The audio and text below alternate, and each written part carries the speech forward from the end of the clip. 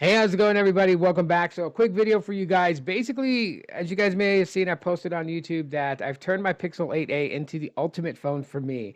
And this is regarding in network connectivity and how I was able to achieve this. And so I'm going to explain that to you guys in this video, but it doesn't necessarily mean that you guys have to do the exact same thing. You can use any pairing of carriers out there, whether postpaid, prepaid, it's up to you.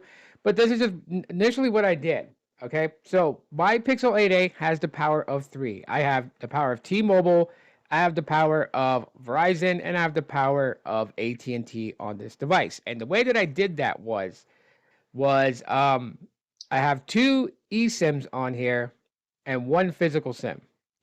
Okay, now you can do any pairing combination. You can do three eSIMs. Um, you know, that's up to you. But I decided to keep one of my lines on a physical SIM card, and that is the DarkStar connection. So the first two SIMs that I have are both from US Mobile, and because I am on US Mobile's DarkStar, and I do get to try out their multi-connection line, which means that I chose the Warp line as my secondary line for data connection, and so I get both AT&T and Verizon through US Mobile. Okay, it's fully unlimited, so I'm golden good there. And then I installed an eSIM from Metro by T-Mobile for my $25 unlimited plan, which is fully unlimited as well.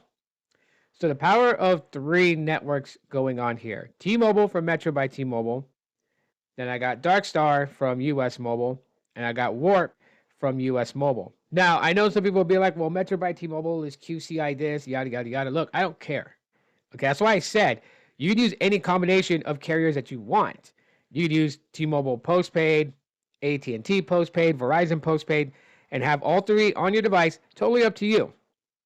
Now, the only caveat that I have with this setup is that I can only choose two out of the three SIM cards to run at the same time. Okay, it is DSDS, dual SIM, dual standby. Pixel 8a is not dual SIM, dual active, which means that there will be two active mobile connections. So even though I have two SIMs running, only one is running for data.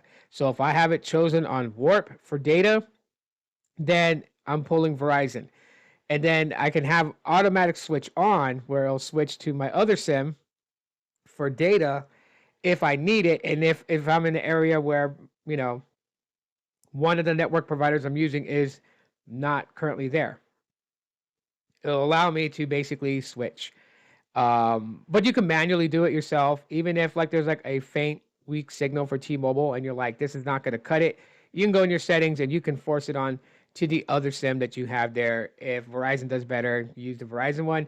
So like, how am I using all three? Just to kind of explain. Well, if I'm in an area where I know in my city that Verizon is terrible and I'm going to be there for a while, I will turn that eSIM off and then use DarkStar, use Metro by T-Mobile at the same time if I need to. So that's pretty much it. Yes, you got to govern it within the settings app. I wish there was an app that would allow you to just do it from like a widget on your home screen. That would be awesome, and it will cut down the time of having to go and fumble through all that. But nonetheless, a work in progress. And this is how I made my Pixel 8a the ultimate device for me.